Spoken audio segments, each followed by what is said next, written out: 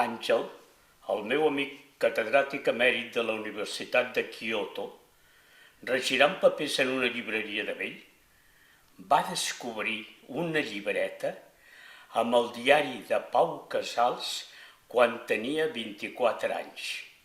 Va transcriure el manuscrit i per carta li va explicar a Marta Casals, la vídua, que tenia la intenció de publicar-lo. En comptes dels elogis que esperava, la carta que va rebre de la Marta va ser una negativa absoluta referent a la publicació, amb amenaces de tota mena. Davant d'això, l'Àngel va oferir el diari a la Biblioteca de Catalunya, que un cop certificada l'autenticitat va adquirir-lo. I allà està, dipositat a disposició dels investigadors. Jo l'he llegit i per això us puc explicar aquesta història.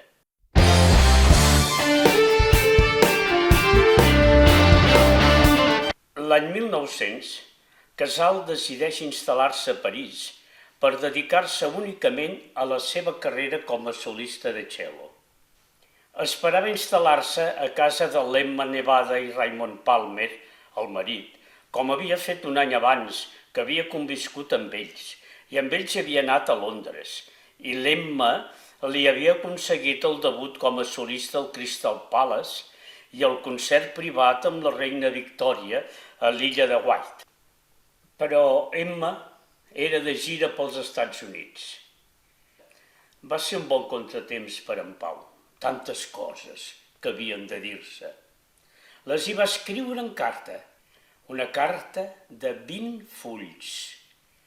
No sabem què li explica, però en el diari es lamenta que quan ella no hi és, els dies se li fan llargs. Li falta llum per veure-hi, alè per respirar, forces per viure.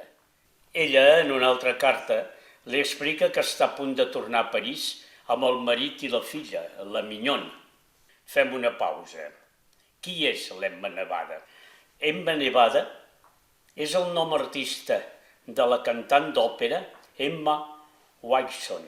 Havia nascut el mes de febrer de l'any 1859 a Austin, Nevada. Quan es troba amb Pau Casals a París, ella té 42 anys i en Pau només 24. Mignon, la filla, es diu així perquè el seu padrí va ser l'Ambroise Thomas, l'autor de l'òpera Mignon. Ara té gairebé 14 anys i és una nena prodigi. El diari San Francisco Call, al gener d'aquest mateix any, escriu un article que la situa als núvols amb el títol «La filla de l'Emma Nevada canta millor que la seva mare». El dia de l'arribada ens expliquen Casals que va a l'església a confessar-se i combregar i després, amb l'ànima neta, va a trobar els seus amics i està neguitós per besar i abraçar a Emma, aquella persona meravellosa que ell, en el diari, anomena sempre amb el sobrenom Vida. Vida, vida, perquè ella és la meva vida. Es troben, s'abracen, i la petita Mignon, que ara ja és una doneta, el petoneja. Sembla que l'Emma es manté més aviat distant. Quan el Pau li proposa d'anar a casa seva, que li ensenyarà, això és el que diu, l'habitació, ella li diu que no pot ser. Ell se n'estranya, perquè quan vivia a casa d'ells prou que ho feia. A partir d'aquest moment, Emma i Casals es troben sovint, però l'Emma manté sempre una actitud distant que mortifica a Casals. En canvi, Mignon escriu poesies i les porta a Casals perquè les converteixi en cançons i escriu narracions fantàstiques i li llegeix a Casals buscant constantment la seva aprovació. A Casals li agrada aquesta activitat de la petita, com ell l'anomena sempre. Tot i que quan està en vida, massa sovint es fica entremig. I si Pau està més per la mare que per ella, es posa de mal humor i es torna insuportable. No cal gaire imaginació per descobrir l'amor adolescent de Minyón envers Casals. En Casals no se n'adona, però nosaltres sí, i Emma també, i d'aquí ve aquesta actitud distant d'ella. En Casals no suporta aquesta fredor de l'Emma. No sembla la mateixa que allà a Londres se li agenollava i plorant li demanava que no el deixés mai perquè sense ell no podia viure. Però no van passar gaire dies que a l'hora d'acomiadar-se Emma va mirar a Casals als ulls i tendrament li va dir «Bonjour». Aquestes dues paraules van ser suficients perquè Casals reconegués que havia recuperat vida. A partir d'aquest dia hi va haver molt bona relació entre els dos. Van anar junts, els dos sols, a veure l'exposició universal i es trobaven gairebé cada dia per assajar. Emma tenia programada una gira molt important pels Estats Units. Li va demanar a Casals si la voldria acompanyar. «Podries tocar el cello quan surto d'escena per canviar-me el vestit. I podries acompanyar-me amb el cello quan canto l'Ave Maria». Els amics li van recomanar a Casals que de cap manera anés als Estats Units a fer de teloner. Quan hi anés, havia de ser cap de cartell. Al mes de novembre de 1900, Casals s'embarcava en el Sant Pol en companyia d'Emma i Minyón rumb als Estats Units. Aquí s'acaba el diari, però tenim documentació de la gira d'Emma i el cel·lista Casals com a teloner. He trobat un retall de diari que ho deixa ben clar. La prestigiosa soprano Emma Nevada ha iniciat la seva gira pels Estats Units al Metropolitan Opera House. I entre actuació i actuació, el violista Pablo Casals entreté el respectable.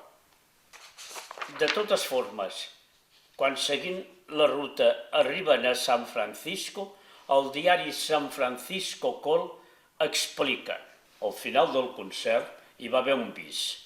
L'Ave Maria de Gounod que la soprano va cantar acompanyada per l'extraordinari cel·lista Pablo Casals.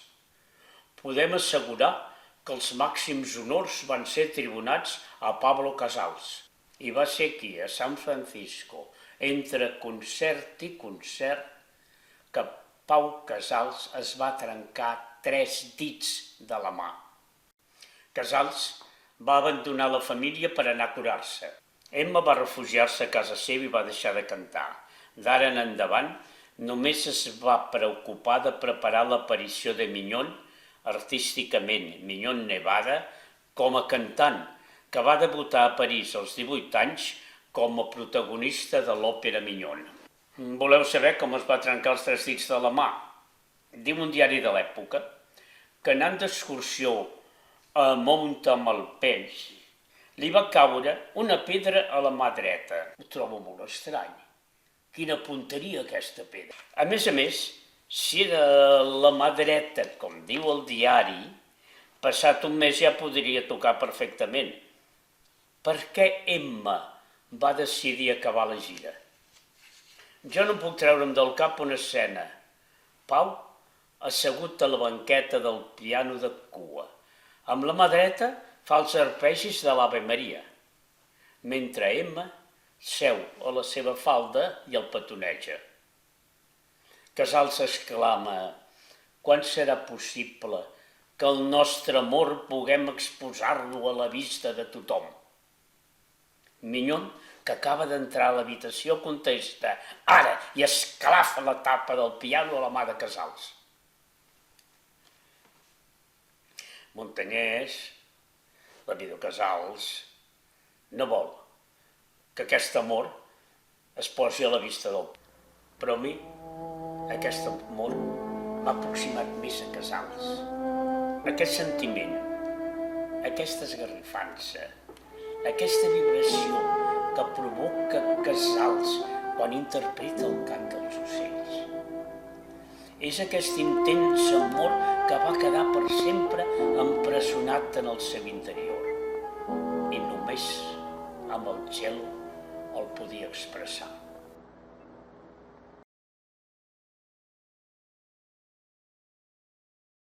El 1940, L'armada alemanya entra a París. Els alemanys intenten fer la vida impossible als dos Paus més famosos de l'època, Pau Picasso i Pau Casals. Ells aguanten. Però inesperadament, el dia 17 de juny, Pau Casals s'embarca al Champlain rumb a Estats Units. El vaixell es topa amb una mina marina i ha de tornar a port. 3 dies després, el 20 de juny de 1940, mor Emma Nevada. Casals desisteix d'escapar als Estats Units. Una coincidència? Potser sí,